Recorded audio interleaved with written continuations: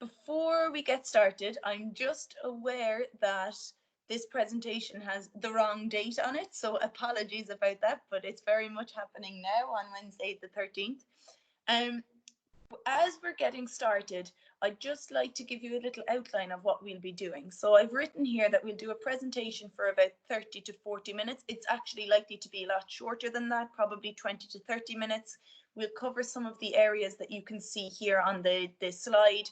And then after that, Dr. Khalid Kadri, who is our clinical director and child and adolescent consultant psychiatrist, and myself, an educational psychologist, both of us working with Maudsley Health, we will have a 20, 30, 40-minute conversation, question and answer session with yourselves, or discussion between ourselves if there are no questions in relation to the topic of self-care. What I would just ask you all to please do at this point, because I can hear some feedback, is can I please ask all of you to mute your microphones for the duration of the presentation. Any questions that you have during the presentation, please write those questions in the chat box so that there's no disruption from feedback. So please, again, if I just ask that you mute your microphones. I think, Marshall, if you were able to do a mute all, I think that might be an option if we can't get, because I can hear feedback just from my side. So if we can do a mute all, that might be helpful. And again, please do ask questions as I'm going through the presentation. Please put them in the chat box, and then Dr. Khalid and myself will go through those questions afterwards. So thank you again for joining. And just to start off, when we're talking about self-care as parents during this time of uncertainty, for you as an individual adult or parent, when you think of the words self-care and well-being, I just want you to think for a second as to what for you comes to mind when you hear these words, self-care and well-being. What comes to mind? For some of you, some of these words might come to mind. Optimistic, helpful, positive words talking about improvements or enhancements to lifestyle, to our thinking, to minding ourselves. And if that's you, then great, wonderful. However, I'm also mindful that for some of you, when you think of the word self-care or well-being, these might be some of the words that come to mind. More interrupting, critical, pessimistic thoughts or actions like stress, frustration, deadlines, and so on. And the reason that I'm bringing this to your attention is that it's an interesting concept that when we think of self-care, well-being, so terms that are about minding ourselves, for many of us, we associate those terms with stress in our lives. And we sometimes only think about self-care when we are stressed. And we think of self-care as a reaction to stress. So we don't actually engage in self-care as a helpful attitude or way of being or living. We don't see self-care or well-being as us being well. In fact, we see it as us managing stress. And the reason that I'm here to speak with you is to try and rethink that concept, that self-care is and should be a part of our daily lives, our lifestyle, our attitudes, and most especially now at times where we need to mind ourselves in order to mind our children also. Now, we know that stress is not always a negative thing. It can be helpful and it can be positive. But for most of us, when we think of stress or self-care related to stress, we see it in the negative sense. We do need to invest in our self-care and our well-being in order to mind ourselves and to live healthy, happy, peaceful lives, and in order to best look after our children. And I'll elaborate on this. So when we talk about self-care or well-being, there is a lot in the media and a lot that we are exposed to about self-care and well-being. We hear all the time about the importance of good nutrition, of staying hydrated, getting enough sleep, exercising, and that these are all very good for us as lifestyle choices. But I think most, if not all of us, know this already. So that's absolutely not why I'm here today and is not what I'll be preaching to you. We do know, though, that those are the fundamentals in order for us to live well and in order for us to be at a point of good, balanced self care and well being. Without those, we cannot function well otherwise. But again, that's not what I'm here for. What I'm here for is to support you as parents to look after yourselves at this time.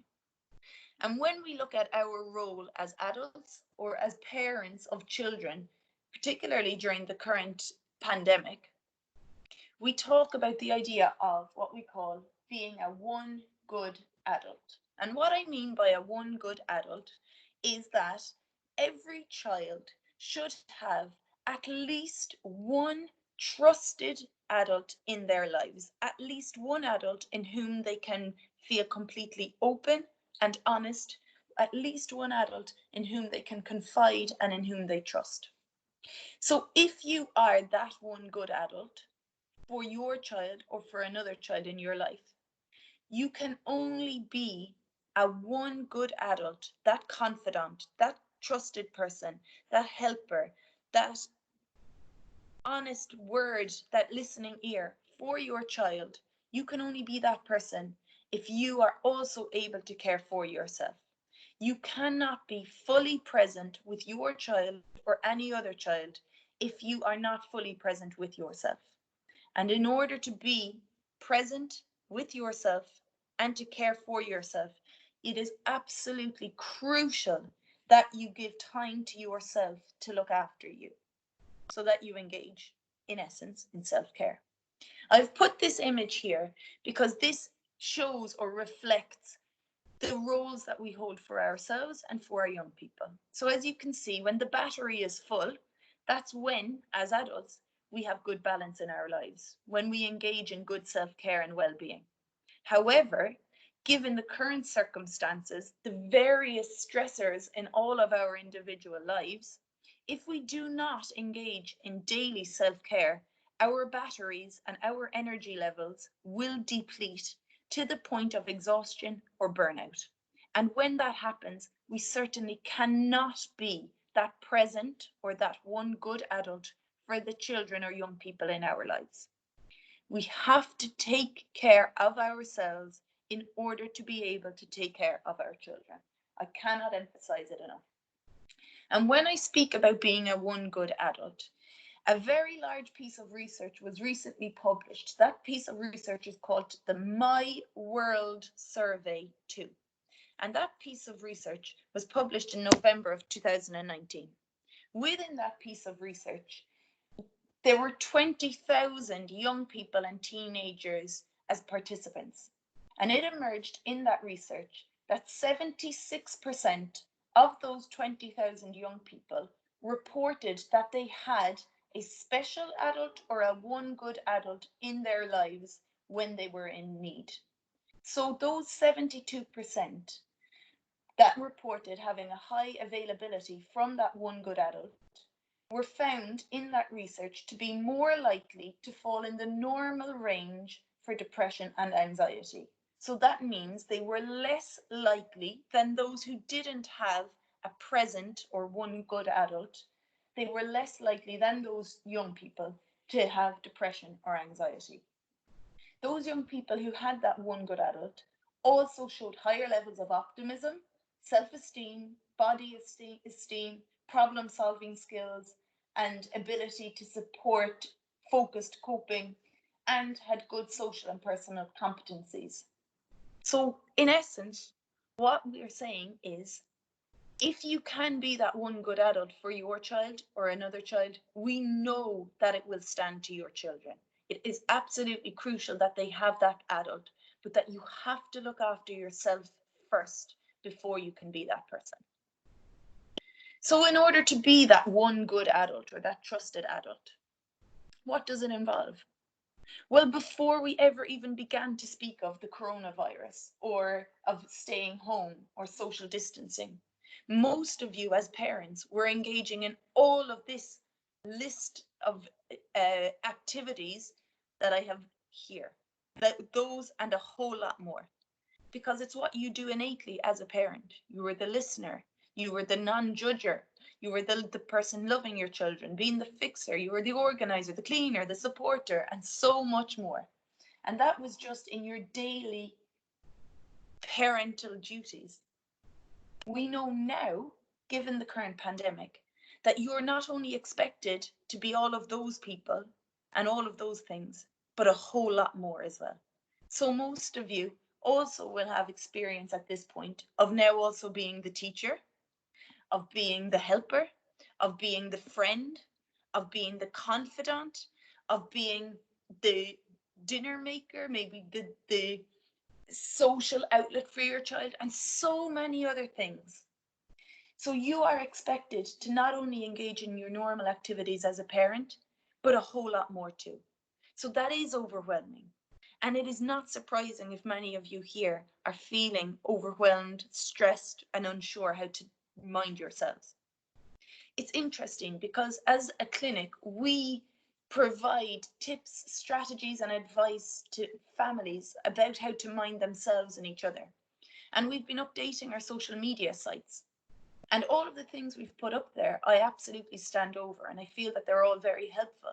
However, I'm also mindful that we put up something recently, and it was about tips for parents. And it was a tip sheet for parents on how to support their children with their e-learning. And it's an absolutely helpful piece of advice. However, when I reflected and looked at it, I saw that the first words or the action words within that tip sheet included words such as encourage, take action, establish, ensure, maintain, monitor, implement, familiarize. So all of these action words in this tip sheet that we were expecting parents to also engage in, on top of everything else that we've just mentioned. So I am not surprised if many of you now are feeling unsure or feeling overwhelmed. What I am saying to you is you cannot be all things to all people all of the time. You cannot be all of these things to your child all of the time. You need to prioritize, and you need to be able to say when enough is enough. That things cannot be perfect always, but you also need to prioritize Excuse me, I yourself can't hear anything. in order to be able to engage in these.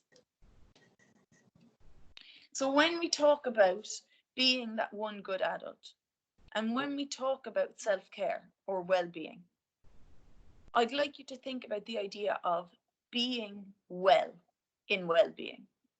So well-being is about being well. It shouldn't be about just managing stress. It should be about being well and living well, minding yourself. So self-care, when we look at it in images, we can break it into 5 parts. So we can talk about physical self-care, social self-care, mental self-care, emotional self-care, and spiritual self-care. And I think most of us are very familiar with the idea of physical self-care. That's what we often see in the media and hear about. So that's the idea of doing things like exercising to mind yourself, eating well, hydrating. Or for some people, it's things like smoking less or not smoking at all, or of going to the doctor when you're not feeling well. These are methods that you can engage in physical self-care. Social self-care is essentially self-explanatory. It's the idea that you should and need to have some social outlet. Right now, we know as a result of social distancing that it's difficult to have this physically. However, it's extremely important that you give yourself that social self-care through virtual means, through speaking and connecting with people in methods that aren't necessarily physical. You can still engage in social self-care, and it is necessary. Mental self-care, or psychological self-care as we call it, is the idea that you look at yourself in the way you treat yourself. How do you speak to yourself? So do you actually engage in psychological self-care? If you do, that's the idea that you speak fondly and kindly to yourself. So for example, when you're feeling that you're not that your children maybe have not completed all of their schoolwork, or that you haven't met your deadline in work, that you say to yourself that, okay, I've done my best. Good enough is good enough. I have to prioritize. I can't do everything. That is psychological self-care, that you speak to yourself in a supportive, kind way. For many of us, psychological self-care is something we don't practice well and that we particularly struggle with at times of stress. So if we don't engage in it, that would be the idea that you are your own critic, or you are your own your inner voice is harsh and difficult on yourself. So that you say, oh no, my children didn't finish all of their schoolwork today. That's not good enough. I'm failing as a parent, or I didn't meet my work deadline. What will I do? I need to stay up later. So if you need to shift that psychological self-care to being a supportive inner voice rather than a critical inner voice, it's worth considering it. Emotional self-care is the idea that at times like now, where we know that people in our life might be stressed and overwhelmed, emotional self-care is that we practice trying to remain in a content, calm, composed place emotionally. If you notice that your emotions are heightened, so that you're becoming frustrated with your children because maybe they're fighting more, or maybe they're bored and they're complaining, or they're not motivated towards schoolwork. Well, if you find that you're becoming emotionally charged by that, can you just take a step back, and can you engage in more controlled emotions? Can you calm yourself down so that you remain in more of a content place? And finally, spiritual self-care is something that we engage in different ways. For some people, engaging in spiritual self-care involves religion. It involves prayer. It involves being present in the moment. So for many people, Ramadan is a good opportunity to engage in daily spiritual self-care. For other people, it's the idea of just sitting with themselves and their thoughts, being reflective, having downtime. For some people, it's reading a book, maybe meditating, doing yoga, sitting with nature. But whatever it is for you, it is absolutely crucial. All 5 of these are crucial in order to get full balance in your life. If all of these 5 for you are too much right now, well, then at least start with one, and at least have one of these things as something that you endeavor to pursue that maybe you hadn't previously. Again, I'll give you some ideas as to how to do that now in a moment. So when we speak of self-care, as I've mentioned, and when we speak of and look at these 5 different dimensions or domains in self-care, it's interesting to see what we do or don't engage in our daily lives. So do we nourish ourselves, or do we deplete ourselves daily in our lifestyles? I'd like you to think for a moment now, and ideally if you have a piece of paper or a pen close to you, or a phone into which you can type, I'd like you to think for a few moments about what you do in your typical day. So what your daily routine looks like right now. I want you to think and to list in your mind or on paper about 10 or 12 activities you engage in every day. So it might be first you wake up, you shower, maybe you make breakfast for the children, you do your work, you know, whatever it is. I just want you for a few moments to think about your daily activities and to list some of those. I'll give you a few moments.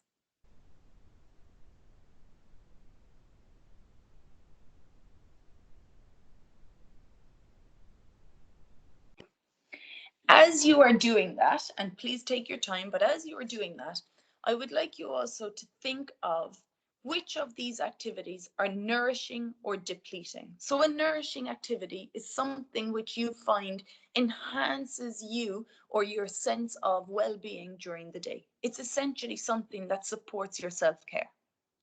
So maybe it's that you get out for a walk or you ring a friend.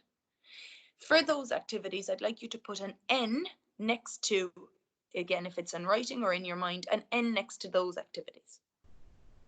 And as you're completing this task, I'd like you to also think of which of these activities are depleting. So which activities during your day sap you of energy or make you feel like you're less energized than you had been initially. And I'd like you to put a D next to these activities. As you're completing this, some of you might be saying, I'm not sure.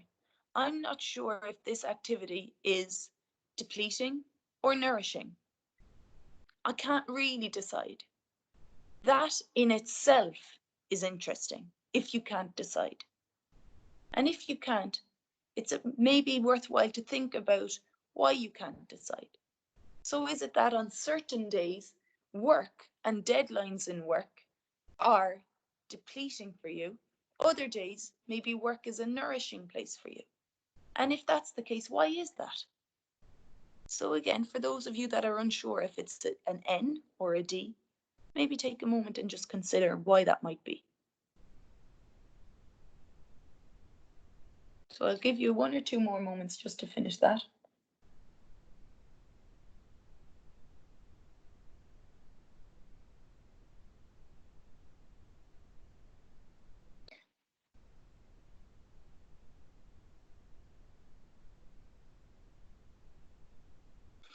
And as you're either thinking about that or writing that, hopefully it's becoming more into your awareness how many, if any, activities you're engaging in day to day that are nourishing for you, that are helping you with self-care, and how many, if any, are depleting.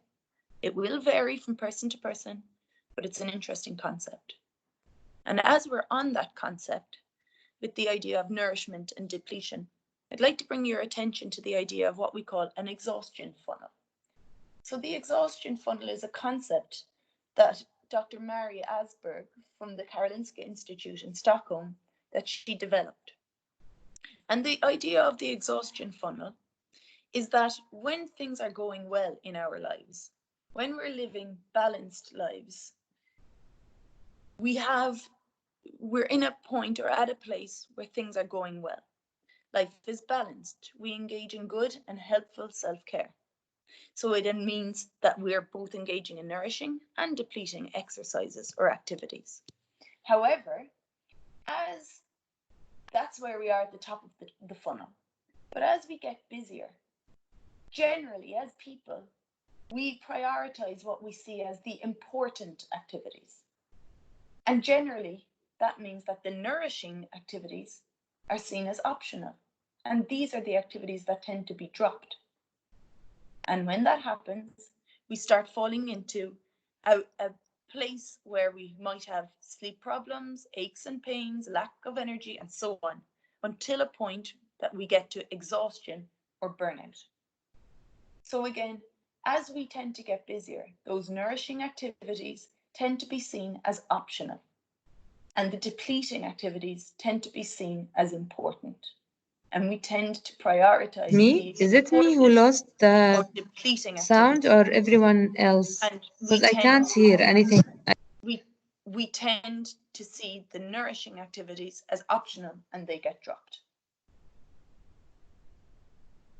So for you, I'd just like you to think, what is it in your life that gets dropped when you get busy? So right now, when your children are under pressure with school, when you're under pressure with work, when you can't see your friends, are you prioritizing the nourishing or the depleting activities? So in your exhaustion funnel, which of your named activities are the first to be dropped? Maybe right now and in general. And do you notice any pattern? Do you notice that those nourishing activities are dropped more than the depleting ones?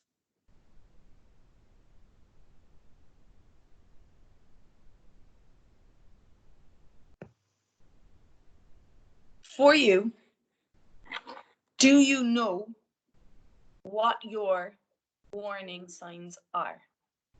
Do you know when you are beginning to drop those nourishing activities?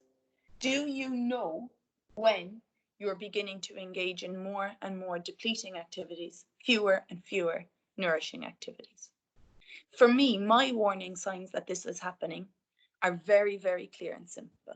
And it starts very early. For me, they are things like when I cook less often and start to get takeout more often, when I exercise less than my usual amount per week, when I, at a weekend, wake or get up later than my usual routine.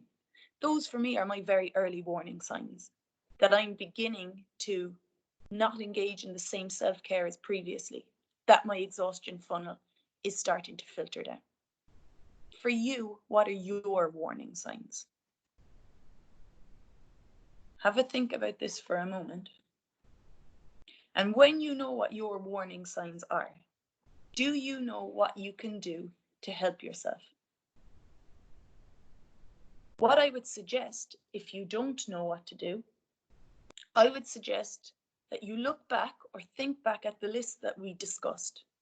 And in that, I suggest that you look at those nourishing activities and that you start to prioritize those more for you and for your children in order to be that one good adult. I suggest that you ensure that some of those nourishing activities are brought into your everyday life again. At least one, if not 2, 3, 4, or 5 of those different areas of physical, psychological, emotional, spiritual, and social self-care are become priorities again. I've almost finished with the presentation now, but just wanted to bring your attention again to the idea of self-care and why it's so important. And I've written here that self-care is most important when you feel you deserve it least. And I cannot emphasize this enough. So if you feel right now that you are so busy with your young children or with your older children and that you don't have time for yourself, well, that's all the more reason why it is actually more important now than ever to make that time. Because if you feel this and you are thinking this, you're certainly not engaging in psychological self-care. You're being a critical inner voice to yourself. You're being hard on yourself, and you are not seeing the absolute necessity of self-care for you, but also for your children. When you are engaging in that self-criticism, it's your body and your mind's way of saying that you're not looking after yourself. And hence why you need, most especially at that point, to do that, to look after yourself. Self-care is not about being nice to yourself. Self-care is about being kind to yourself, and there's a difference. It's not about engaging in one activity a day in order to tick off the self-care box. It's an attitude, it's a lifestyle, it's an understanding that you have to put yourself first in order to mind yourself and those around you. It's a way of life, and it's certainly not a treat. For some of you, you might be able to engage in all 5 areas of self-care. That might be feasible. For others, as I've mentioned, it might be that you just begin with one and you begin for a short period of time a day. It might even be that you recognize you being a critical inner voice to yourself and that you switch this to being a more helpful inner voice, that might be your start point. For others, it might be that you lessen social media, that you unfollow people who are in no way helpful to you on social media, that you simply self-soothe as a physical strategy of self-care by massaging yourself, by sitting with yourself in comfortable clothes, whatever it might be. It is crucial and time can be made for it. I've put this slide here again just to emphasize the importance of self-care and to bring again your attention to the idea that in order to be the best parent and the one good adult to your children, you have to mind yourself. Research suggests that children and young people who have or who want a one good adult in their lives, those children and young people, they don't want that adult or parent to take over their lives or to take things on their behalves. What they want far more is to have an adult to help them through difficult times, to listen to them, to guide and direct them, not to take over. So if you feel right now that you're a parent who needs to be doing all things for all of your kids and for everyone else, you absolutely don't. You need to be there as a listener, as a guide, as a support, as an open, honest ear for them, not to be doing it on their behalf. Because you simply cannot do everything for yourself and your children as well. It's not possible. And you really do have to nourish or engage in nourishing activities in order to flourish. You really do. So finally, again, just looking at the 5 different areas of self-care, we know in order to care about another person, we're being generous. We know that caring for others is a very generous act. To care for others, you need heart. But in order for you to survive physically, psychologically, and otherwise, you need to have boundaries. You need to know when enough is enough, and you put yourself first. You give yourself time for you. You have so much to give, but you only have so much that you can give at any one time. So I'll leave you with a thought, and I'll ask you, can you take from today on time, and can you take that time as an opportunity to deepen your love and your connection with yourself, physically, socially, psychologically, emotionally, and spiritually? Thank you. Now, I will finish this presentation, and then hopefully we'll be able to connect with Dr. Khalid, and he and I will have a discussion or question and answer. I believe he was having a difficulty connecting. So if you just bear with me for 1 or 2 moments, hopefully we'll be able to connect with him, and then we'll begin the question and answer. If not, I'll go through questions that you may have myself. So please put any questions you have in the chat box. Thank you. Khalid, I'm just wondering if you're here.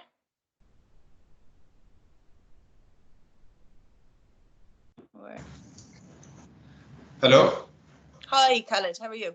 Hi, Mary. How are you?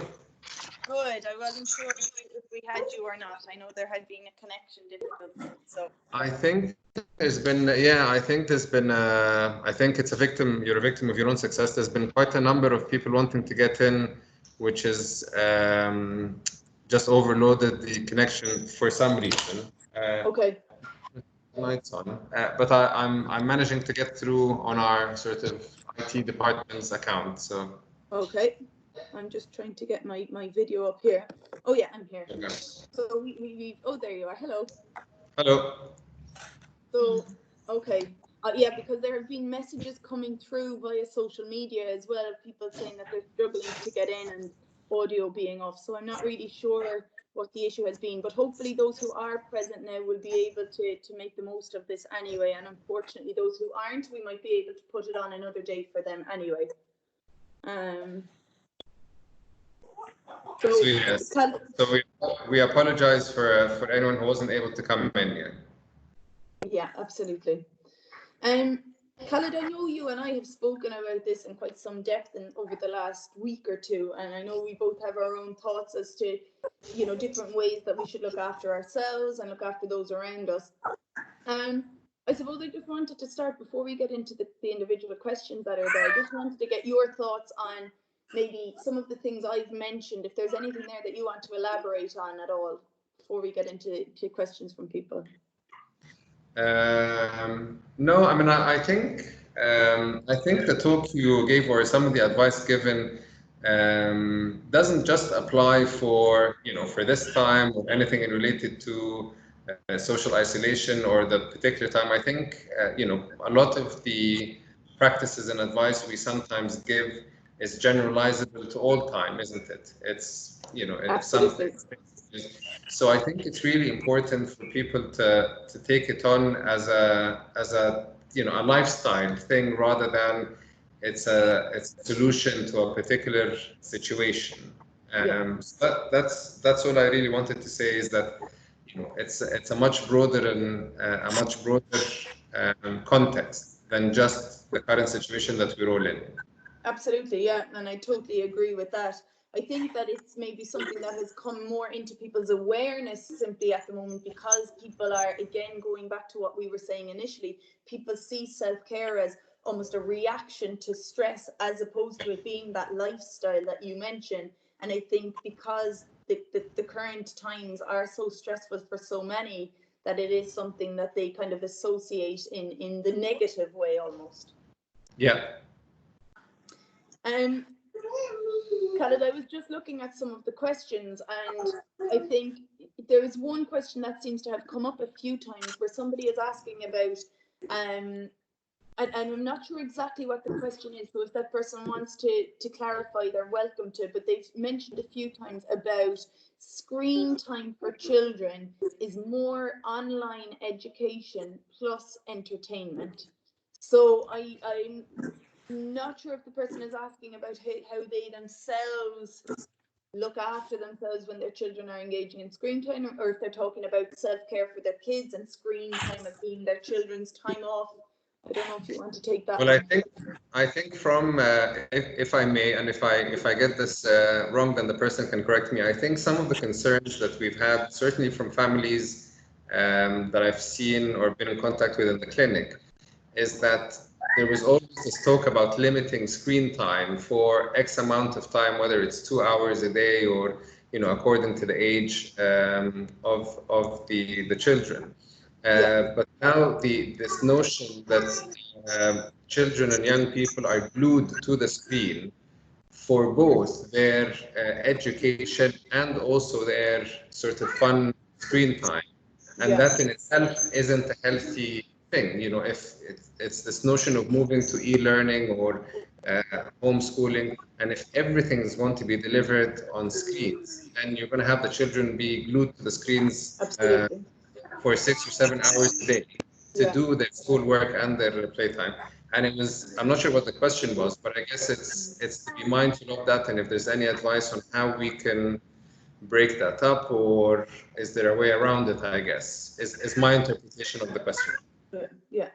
And Khaled, sorry to interrupt you now, but just I'm mindful as well that, again, I'm getting quite a bit of feedback.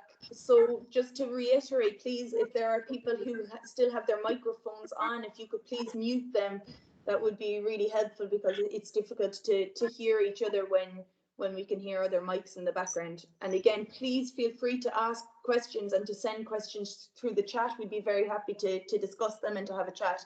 Khaled, there was another question that came up, and I think it probably came up in the initial parts of the presentation before we went into depth about how people can look after themselves. But there was one person asking how essentially to manage anxiety or their own stress as parents. As parents. All right. So, you know, I guess first, I guess the starting point will have to be that it's important to recognize that sometimes there is a very normal and natural response to difficult situations. So it would almost be unnatural if, given the current stresses and situations and pressures around us, if people didn't feel any different. That would be, you know, very unusual, I think, for people to feel unscathed by everything that's happening around them.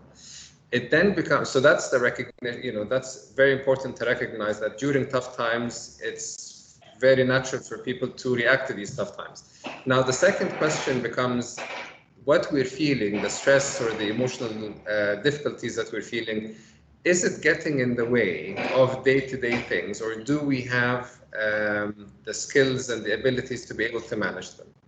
Now, people will have their own individual ways of managing stress, and different people will deal with stress in so many different ways.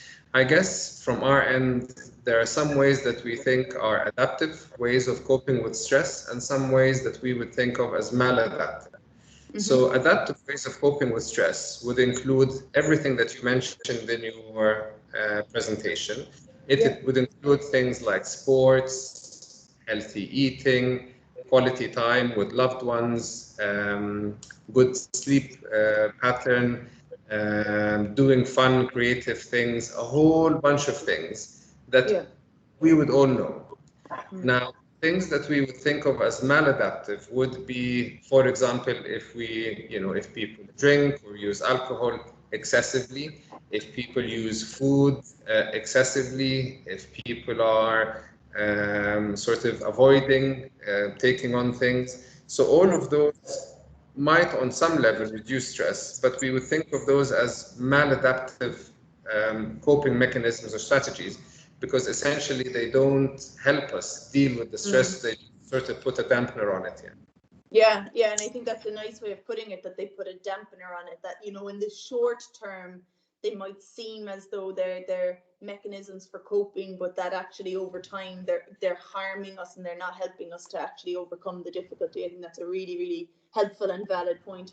Cara, just as you were chatting, I'm going through some of the questions here and some comments as well. So we have somebody just saying, we have stressed ourselves and our children as well to complete and achieve all the tasks which might not be possible many times. So I think what they're saying is that we've got ourselves and our children to a point of stress because of the number of tasks that we and they are expected to engage in at the moment. And that then I think they might be saying that it might not be possible to make the time for self-care. That's my interpretation. I don't know how you interpret that. Well, I guess tasks as well for the children. So, if I think, and I think we've had this in the previous time when we've had this talk. I think because this is new for everyone, there seems to be, we've certainly had this comment from parents of, the homework and there's tasks expected of the children and assignments to hand in on time, and there's a bit of pressure on them. And I think, this is just me thinking. I think because the educational system, everything's moved to online, to homeschooling. I think from an educational perspective, they want to ensure that the children are actually doing work, that people are just not sat at home doing very little indeed. So I think there's almost a bit of pressure that, you have to deliver and you must hand in the work and so on. But we're certainly getting, friction between parents and their 7 and 8-year-olds over assignments being late and so on. And I think it's really not worth it. It's not.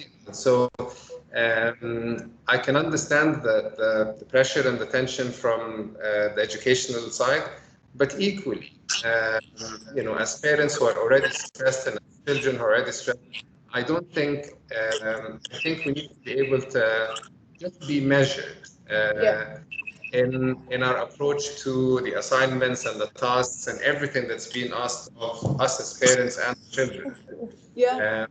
Because if it's all about the quality of the relationship. So if I get into an argument over my son or daughter because they haven't handed in their assignment on time on a constant and regular basis, I don't think this is also conducive to good mental health and certainly towards education, with balance, of course. So I think a balanced approach is what I would advocate.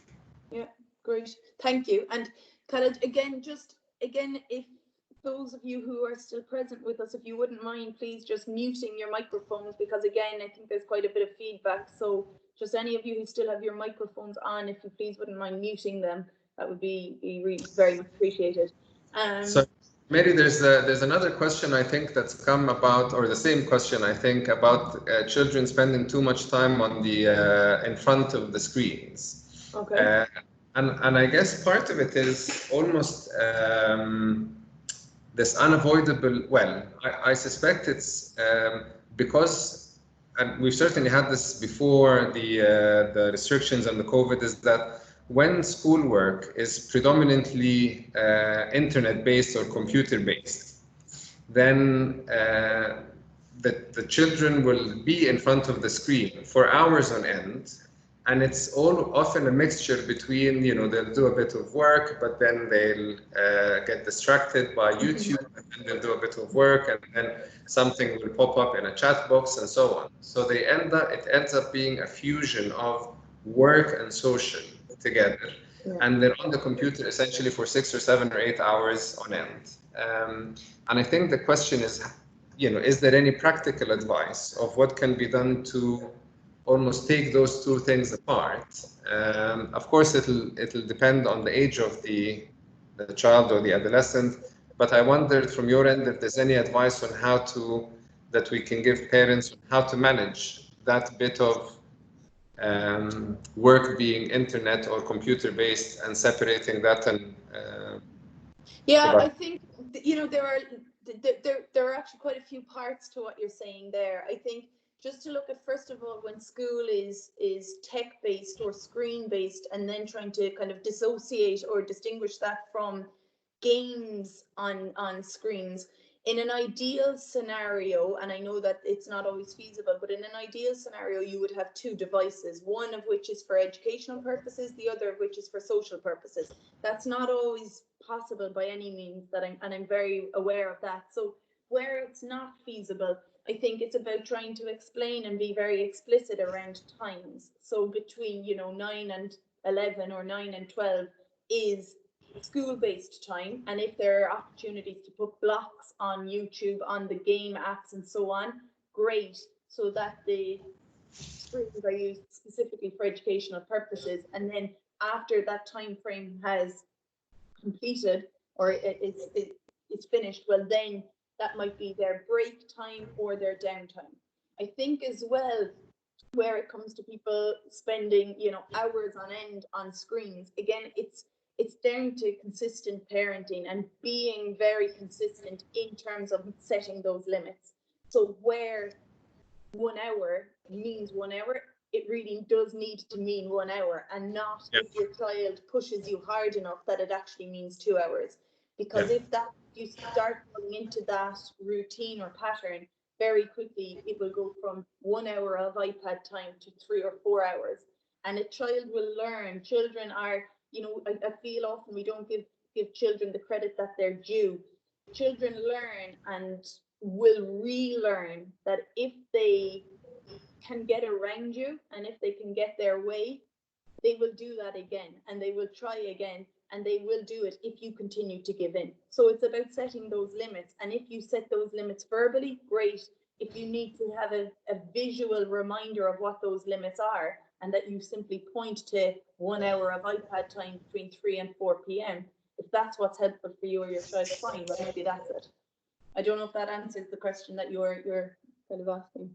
Yeah, well, I hope it's answered it for the person who's asked it. But yes, thank you very much. Yeah. No problem.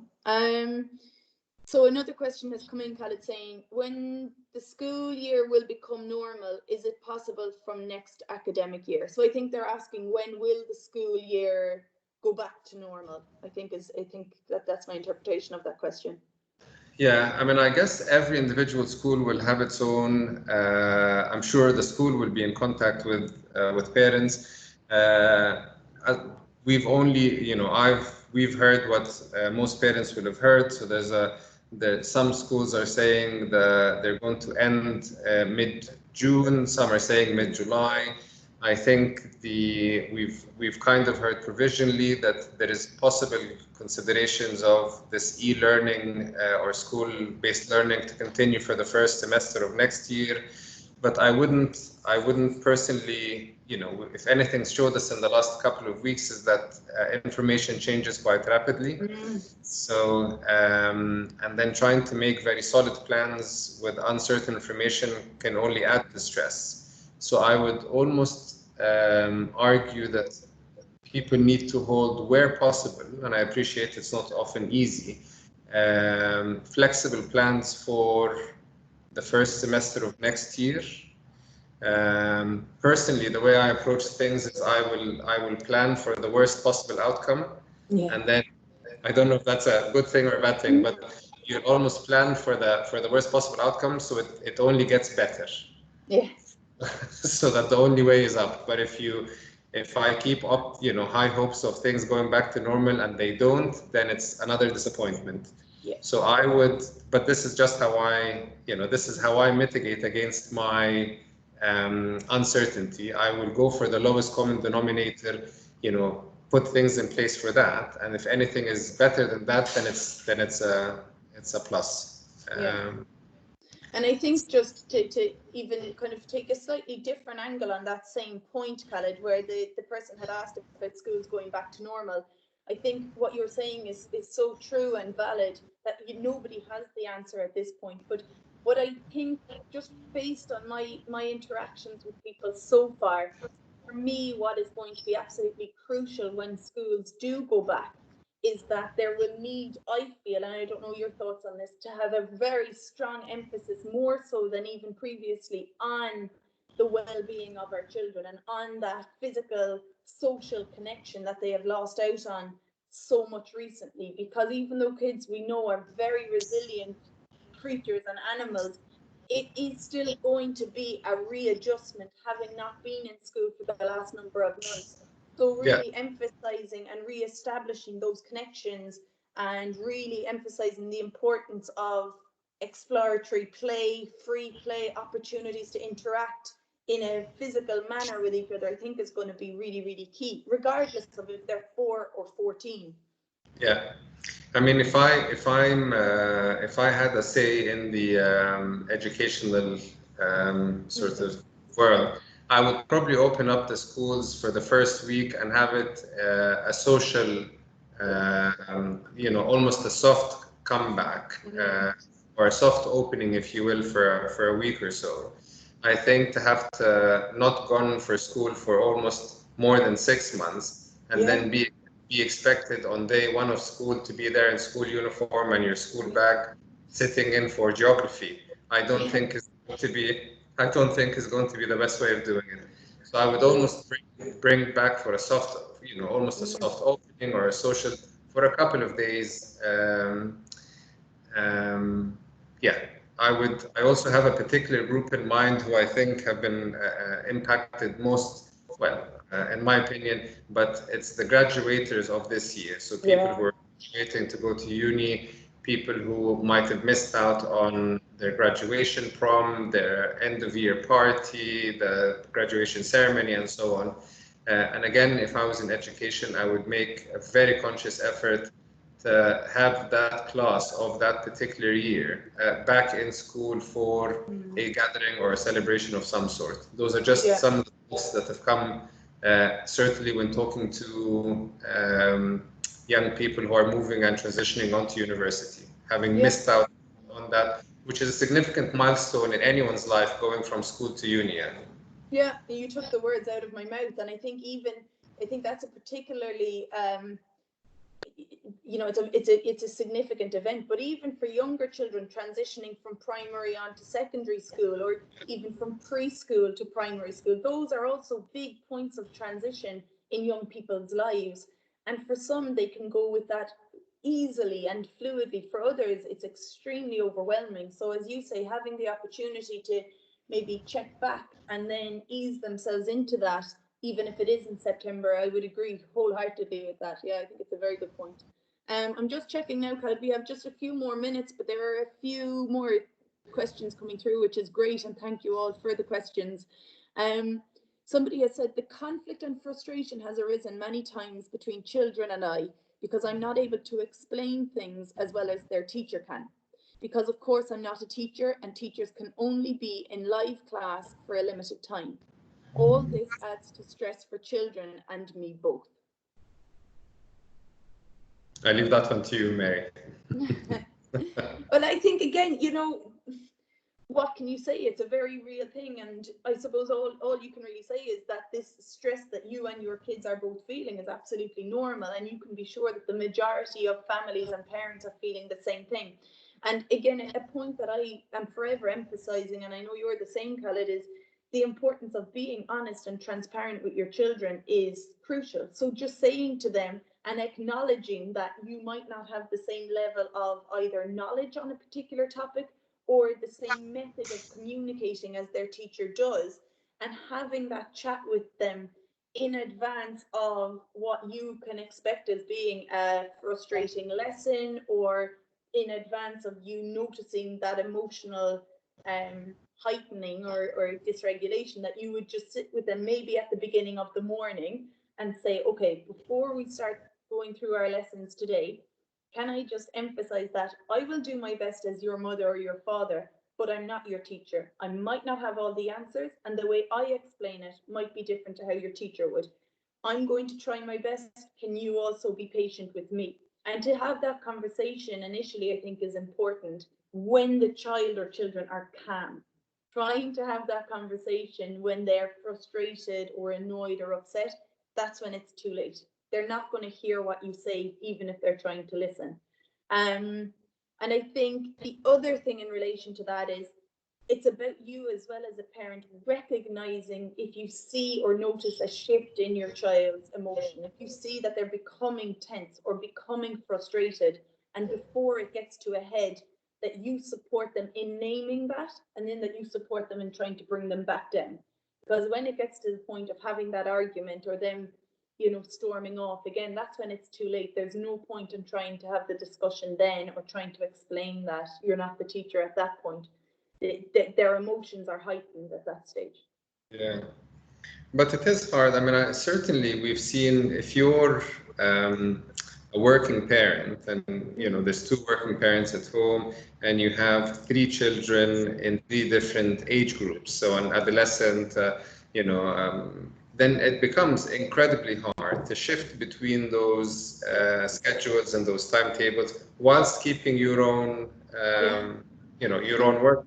So I think, again, the key bit of all of this is genuinely to look after yourself, and it's everything. It speaks everything to your presentation, Mary, of, you know, you need to be good to yourself, and it is a bit of a cliche, but I won't use it. But you need to be good to yourself before you can be good to anyone else, and it's only then can you think of creative ways of managing that particular scenario, because every person or every family will have a different, slightly different approach of doing it, whether the activities is shared between mom and dad, whether it's shared between someone else at home, whether it's spread across the day, you know, so there's always be creative and fun ways of managing things, but only if we ourselves as parents are in a strong and solid position. Yeah, and I think, you know, again, just as you were saying, in order to be able to be that person, it would be extremely difficult to communicate, or the example I gave of having that conversation with your child. If you're not in a balanced, good place yourself, it would be an extremely difficult conversation to have in a calm, balanced way if you're not feeling that internally. So absolutely, I agree. Yeah, I think it's and again, just going back to the idea of being that trusted adult and supportive parent, that we know for the majority of kids, it's actually not helpful and it's not what they want. It's for you to take over and to be the person who will do the work for them. They just, for most kids, want you to support them through those challenges. Yeah, and that person has just thanked you, Khaled, for that answer. And so we're getting some feedback of people thanking us. I just want to be sure that we haven't missed any other questions. We're just going to be finishing up now in a moment.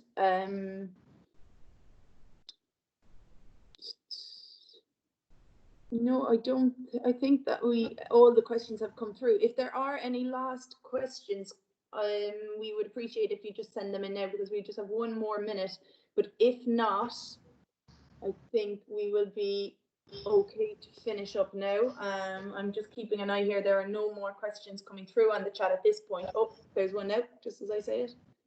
Thank you to you, Meg. Thank you, Imran.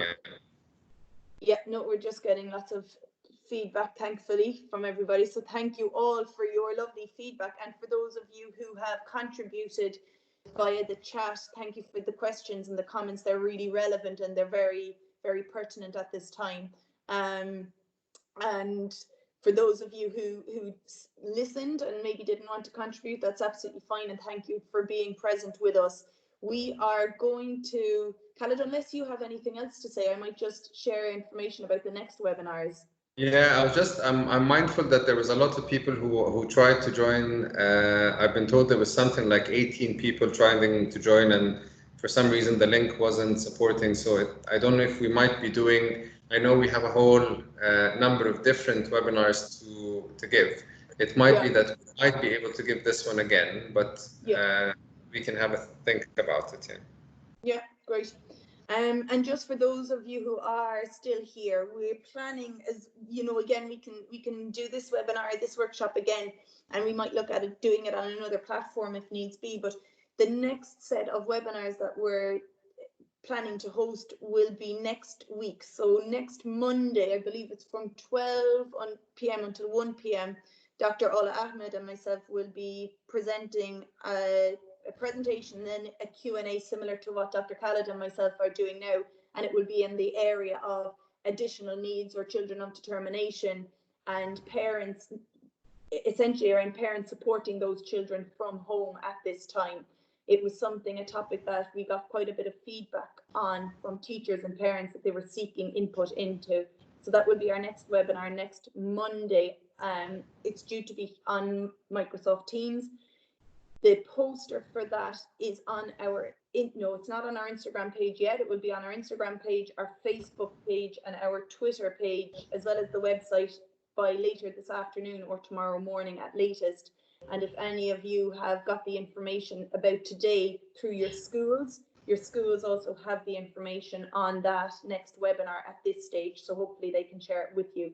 And we will rerun that same presentation from Monday again next Wednesday between 3:30 and 4:30 p.m. And we're planning to do that second one on Facebook Live. So just to let you all know about that, if any of you have interest or if you want to share that information with your nearest and dearest. Great. And then, yeah, just people thanking us and just talking about information. Okay. So thank you again for the feedback. There's just more feedback coming through. Okay, Khaled, thank you so much for your time. Thank you. I know that you're giving a lot of your time, so it's much appreciated, and hopefully people Thanks gain. very much. Yeah, thank you all. Thank you, Mary. All the best. Thank you. Okay, bye.